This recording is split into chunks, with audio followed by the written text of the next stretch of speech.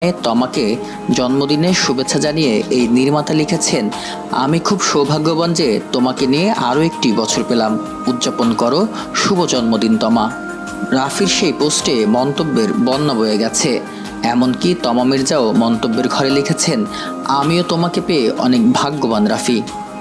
তমা মির্জা ও রায়হান রাফি তাদের ভ্রমণের ছবিও পোস্ট করেন ফেসবুকে। একজন অন্যজনকে দেয়া উপহারের ছবিও দেন ভক্তদের উদ্দেশ্যে, কিন্তু কেউ তাদের সম্পর্ক নিয়ে স্পষ্ট কিছু বলেননি। সম্প্রতি তমা মির্জা আলোচনায় এসেছিলেন মিষ্টি জান্নাত প্রসঙ্গে মামলা করে, তবে সেই সমস্যার সমাধানও হয়েছে। আর রায়হান রাফি ঝড় তুলে দিয়েছেন তুফান সিনেমার এক একটি মুহূর্ত প্রকাশ করে।